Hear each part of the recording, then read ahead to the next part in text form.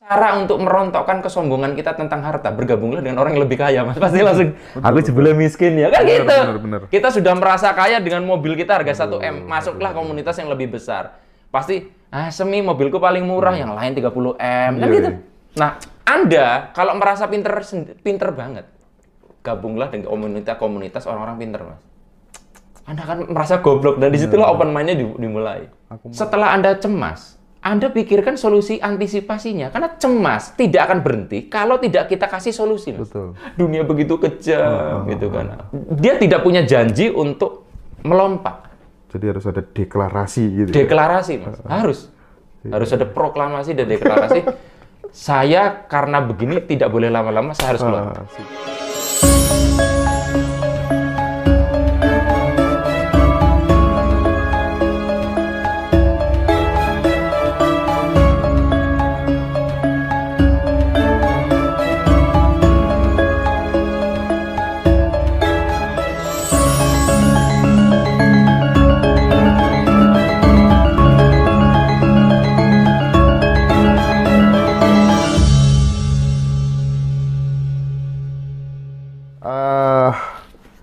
Mas, saya titip pertanyaan, bagaimana caranya menggebrak tembok penghalang dalam diri kita yang seringkali tidak bisa menerima pendapat atau ilmu dari orang dengan mudah. Jadi dia tidak open-minded gitu. Ketika kemudian dia mendapatkan masukan yang itu kemudian bertentangan dengan belief lamanya dia masih belum bisa ngegeser itu. Dan akhirnya hidupnya dia stagnan aja, nggak berubah-berubah gitu, Mas. Dari kata yang dia gunakan menggebrak, dia itu sudah menyampaikan bahwa itu tebal, Mas. Karena kalau tipis kan disobek, Mas. Iya, nggak perlu digebrak. Gitu. Jadi gini, sebetulnya kan paradok, Mas. Lebih bagus orang keras kepala atau mudah terpengaruh?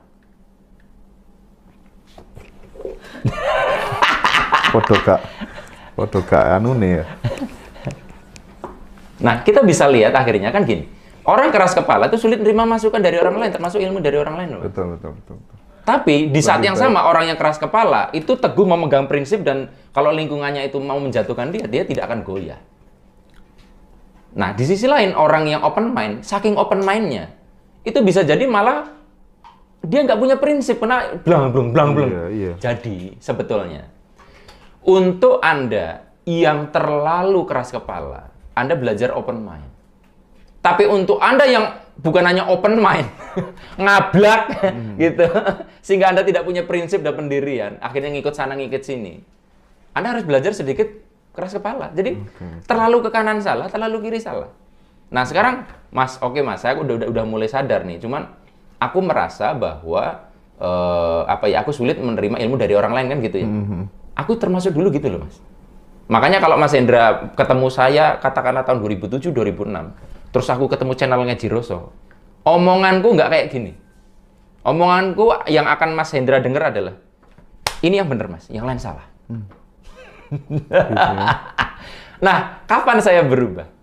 Setelah akhirnya saya melihat fenomena, ternyata banyak orang nggak pakai cara saya, dan mereka lebih berhasil dari saya. Loh, kalau banyak orang yang lebih berhasil dengan cara yang berbeda, ngapain aku membanggakan caraku ini? Jadi, sebetulnya, lihatlah realita lebih luas, supaya Anda itu, kan cara untuk merontokkan kesombongan kita tentang harta, bergabunglah dengan orang yang lebih kaya, Mas. Pasti langsung, aku jebule miskin ya, kan gitu. Bener. Kita sudah merasa kaya dengan mobil kita harga 1 M, masuklah komunitas yang lebih besar. Pasti, semi mobilku paling murah, yang lain 30 M, kan gitu.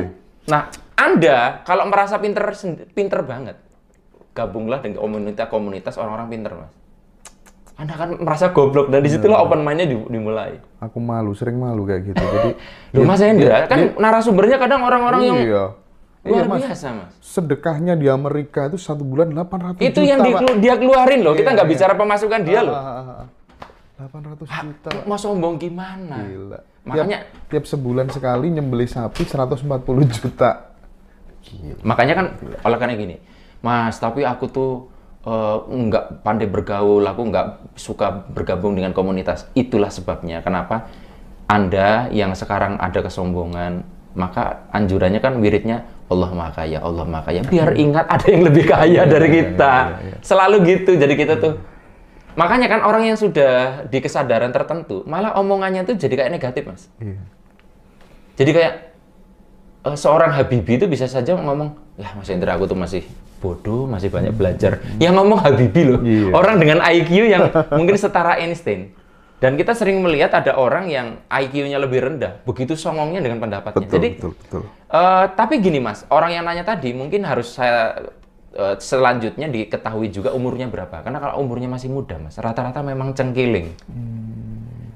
Nanti kalau udah umur 35 gitu Mas, itu nggak tahu Mas, panggilan nurani. Konon katanya ya, penurunan hormon testosteron. Jadi lucu ya, penurunan hormon testosteron di satu sisi menjadi trouble. Karena apalagi kalau istrinya hiperseks, Mas kok sudah tidak sering menyentuh aku gitu ya problemnya. Tapi penurunan hormon testosteron itu menurunkan keras kepala juga. Menurunkan keakuan, menurunkan ego yang selalu merasa benar. Jadi ini kemungkinan masih muda. Oke. Jadi tunggulah menua. Mas, nitip pertanyaan, bagaimana membuang rasa cemas, khawatir, takut dalam hati yang kalau tiba-tiba muncul saat berdoa atau afirmasi, jadi membuat tidak fokus lagi? Terima kasih. Cemas ya? Gini, aduh sebenarnya tuh saya pengen, gini Mas, ada satu praktek di kelas, bagaimana kalau Anda cemas, itu Anda tetap bisa manifestasi positif. Ya udah tanggal 14 saja teman-teman datang ya. Tapi gini, tak kasih Buat solusi Tara gini. ya. Ya, tak kasih solusi aja gini ya. Jadi, kita nggak bicara bagaimana memanfaatkan cemas. Berarti kan Anda berharap supaya cemasnya hilang ya. Iya. Kalau saya, justru kalau nggak bisa hilang, itu cemasnya tak ikutin, Mas. Itu tadi. Jadi kayak, aku tuh khawatir takut ketinggalan pesawat. Itu tak ikutin. Yaudah, solusinya apa? Biar kalau misalkan aku ketinggalan, oke, ada pesawat lanjutannya nggak? Saya bisa punya duit nggak?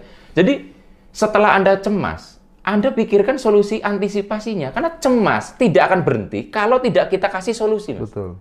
Mas Hendra, Mas Arif Era cemas. Nanti kalau PLN mati gimana ya? Hilang cemasku, Mas. Nanti kalau lampu ini mati, kalau Mas Hendra ternyata mic-nya, caraku menghilangkan cemas, itu nggak pakai cara-cara yang susah. Oke, diajak ngobrol cemasnya. Sebenarnya aku cemas ini karena apa?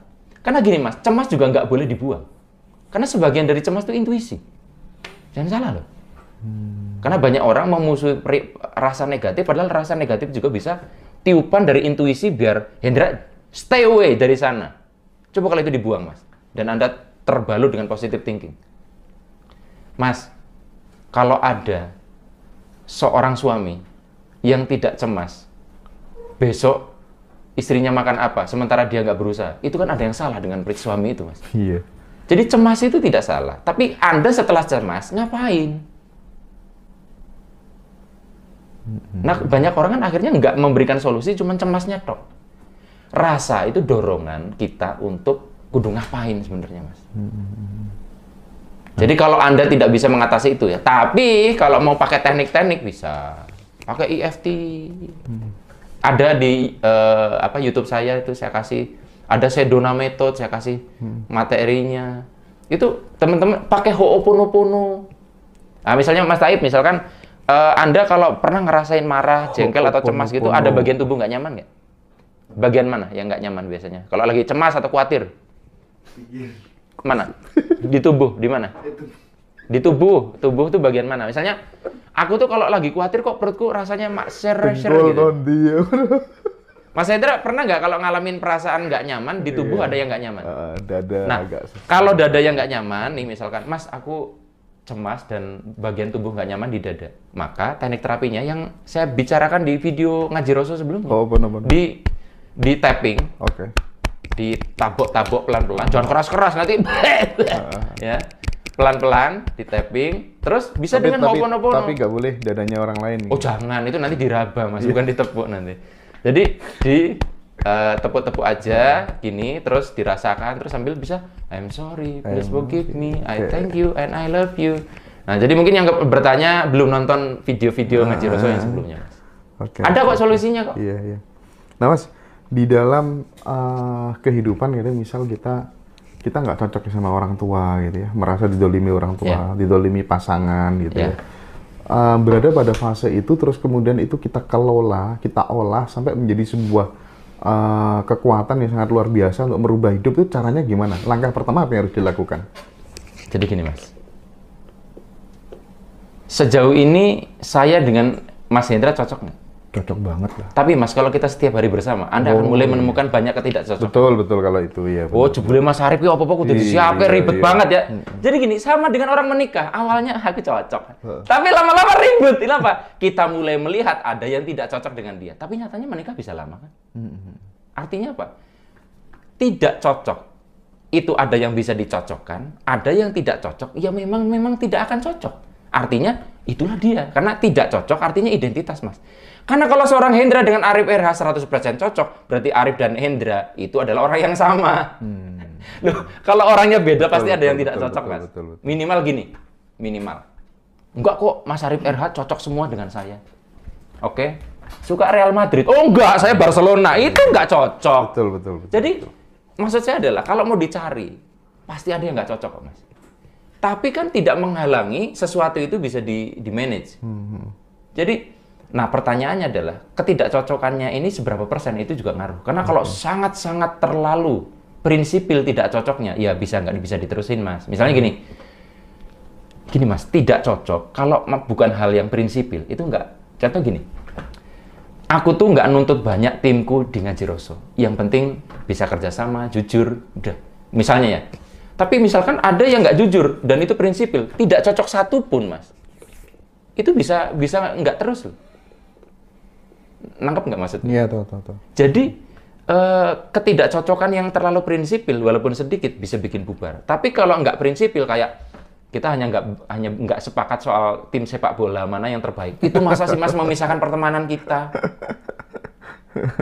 Iya kan? Nah lucu kan kadang hanya beda pilihan pilpres terus orang nggak bersama lagi. Iya.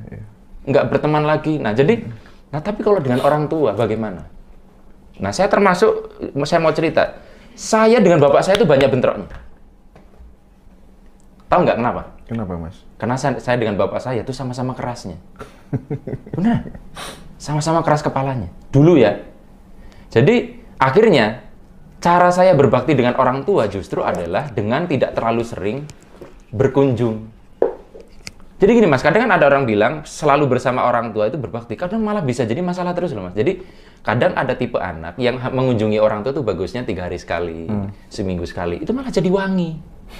Karena kan ada istilah cedak mambu tai atau mambu wangi. Nah orang yang kayak gitu, kalau cocok banyak nggak cocoknya, ketemunya tuh jangan terlalu sering. Karena terlalu sering akan mengungkap ketidakcocokannya terlalu banyak. Kalau tinggalnya serumah dengan kita gimana? Nah Mas? itu repot tuh. Itu repot itu. Makanya gini Mas, oleh karenanya kalau memang betul-betul nggak bisa salah satu harus keluar dari situ. Jadikan motivasi bukan karena orang tua aku salah, aku benar, tapi kayaknya kalau aku di sini lebih banyak ributnya deh. Jadi aku akan berjuang, jadikan motivasi untuk aku punya rumah sendiri, tapi aku kalau berkunjung bertamu aja, main sehari 2 hari. Oke. Mas banyak Mas anak-anak yang sehari 2 hari bersama orang tuanya itu kangen-kangenan, seminggu mulai Mas. Mulai itu ada perbedaan pendapat. Jadi saya pun dengan ayah saya gitu awalnya. Cuman sudah agak berkurang sejak saya menikah. Karena istri saya cocok dengan bapak saya. Iya. Nah kebetulan silang kan. Menantu perempuan cocok dengan mertua laki-laki. Jadi yang mendekatkan kan itu. Jadi istri saya itu suka tanaman, suka tentang perikanan. Jadi nyambung. Saya dengan bapak nggak cocok semua, Mas. Pilihan pemilu nggak cocok.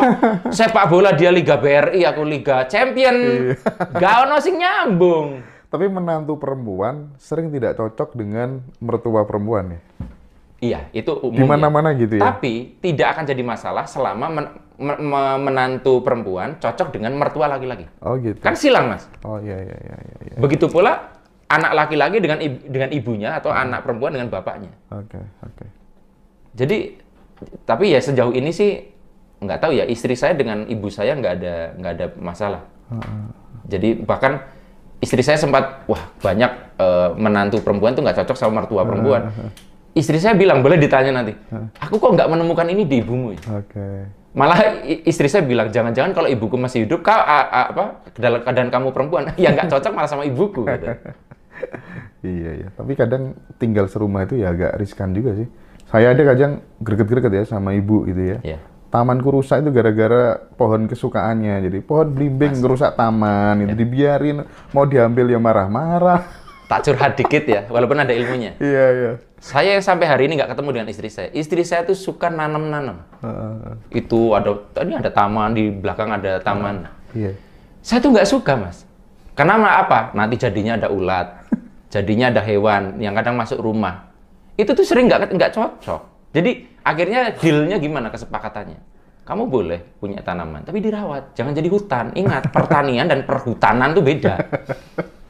Kadang nggak dirawat sama dia, sampai waduh ini sampai hari ini kita banyak nggak cocok nih. Iya. Tapi akhirnya ketidakcocokan ini, Mas, itu jadi lucu. Saya tuh sukanya di rumah, Mas. Istri saya sukanya pergi. Coba, itu 2 tahun pertama sering ribet loh, Mas. Saya tuh introvert, Mas, aslinya. Jadi saya 7 hari di rumah nggak keluar, hanya Jumatan toh keluar. Itu nggak semua orang kuat. Saya kuat loh. Cukup PlayStation jadi teman saya itu udah cukup. Iya, saya ingin dipertegas lagi, Mas. Di saat memang nggak bisa dihindari, kita sangat menderita, kita tertekan. Gimana mengolah penderitaan itu menjadi sebuah tirakat untuk masa depan? Janji, harus punya janji dari itu, Mas. Sampai aku berada di sini kok aku rasanya kok kayak dibanding-bandingin terus gitu. Langsung di puncak penderita itu Anda punya afirmasi, aku harus punya rumah sendiri. Itu harus ada komitmen itu, Mas. Ya sama kayak Mas Hendra diremehkan orang mungkin karena keluarganya ya tadi ya nggak begitu mapan. Besok tak tunjukkan akan. Itu jadi itu harus ada komitmen seperti itu. Tanah depan rumah, belakang rumah semuanya. Nah, banyak orang kan jadi pesakitan, beli, Mas, ketika begitu. Dunia begitu kejam gitu kan. Dia tidak punya janji untuk melompat. Jadi harus ada deklarasi gitu. Deklarasi, Mas. Harus ada proklamasi dan deklarasi. Saya karena begini tidak boleh lama-lama, saya harus keluar. Sip. Nah, sekarang lucu, Mas. Mas.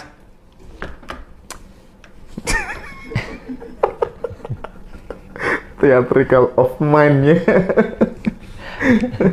Mas, ya. Kalau ada cacing hidup ditaruh di atas lempengan besi. Oke? Cacingnya ditaruh di situ. Aku nanya ke kalian berdua, oke? Terus dipanasin lempengan besinya. Sehingga lama-lama panas. Kira-kira yang dilakukan cacing gimana? Ya, menggeliat dia. Menggeliat ngapain? Iya. Pindah kan? Iya. Pindah ke tempat yang lebih dingin. Geser ke tempat yang tidak panas. Nah, itu jawaban normalnya. Jawaban saya enggak, Mas. Karena cacing nggak bisa ngeluh kayak orang, Mas. Ini dalam jawaban ini. Ngeluh itu apa sih, Mas? Tidak bergerak untuk berubah, tapi diam di tempat. Dia di situ disia-sia, dia di situ dihina. Ngeluh aja. Tapi tidak bergerak. Oke. Cacing aja, kalau dipanasin dia menggeliat kok. Banyak orang tuh nggak menggeliat, Mas. Tapi ngeluh. Makanya saya bilang, cacing itu kenapa pindah? Karena nggak bisa ngeluh. Iya. Ngeluh itu berarti doing nothing and not moving. Oke. Paham. Jadi, maksud saya adalah, ya kadang, gini, Mas. Ketika misalkan katakanlah Mas Taib, anggap nih, dihina orang, ya Mas ya. Direndahkan orang, dihina tetangga depan rumahnya, langsung gitu. Beli mobil banyak. Oh ya, misalnya. Terus Mas, Anda di titik itu bisa jadi ngomong kok jahat banget ya dia sama saya, gitu. Sekarang gini Mas, suatu saat gara-gara itu Anda jadi berhasil luar biasa. Nah sekarang saya kembalikan waktunya. Kalau seandainya tetangga depan rumah jenengan nggak jahat, Anda bisa sesukses itu. Kadang tuh Mas. Jadi terkadang dendam itu yang positif itu penting Mas. Mas. Anggap nih, yang Sang Maha Kuasa atau Tuhan atau apapun sebutannya. Aku kok gemes banget sama Hendra ya. Nggak maju-maju orang ini. Akhirnya tak kirim orang jahat, Mas. Coba tak kasih tetangga yang resek, dia mau berusaha apa tidak. Karena di Hendra dikasih bisikan-bisikan yang positif, nggak maju-maju, kasih penderitaan, gitu. Jadi kadang, cuman kita tuh baru bisa melihat itu tuh nanti ketika sudah berlalu. Oke. Iya. Ternyata aku dulu dibegitukan tuh dampaknya ke aku tuh jadi aku punya deklarasi. Iya. Sekarang nggak apa-apa nikmati penderitaan itu dan sebagainya. Tapi nanti bisa jadi kita tuh melihat bahwa ternyata orang yang mengubah kita tuh orang-orang yang kita sebut orang nggak baik itu loh, Mas. Seorang nelayan tangguh tak akan lahir di laut yang tenang. Ya? Kadang Mas, orang tua berubah itu karena punya anak nakal, Mas. Betul, betul. Karena anak yang nakal ini yang membuat dia evaluasi. Anak pertama manutan, anak kedua manutan, anak ketiga bajingan banget bocah iki kok angel banget diatur gitu kan. Lama-lama akhirnya orang tua itu akan merenung, apakah ada yang salah dengan cara aku parenting? Dua anak sebelumnya tidak membuat orang tuanya berpikir. Oke. Jadi kadang tuh harus ada kayak gitu. Jadi enggak terus, makanya saya bilang Mas, orang kalau mabuk vibrasi, pengen tuh semuanya positif, tetangga baik. Kadang kehidupan tuh cara kerjanya dengan hukum yang berbeda kan, hukum nggak cuma vibrasi. Kayaknya harus ada penderitaan deh, biar dia melompat. Siap. Mantap, Mas.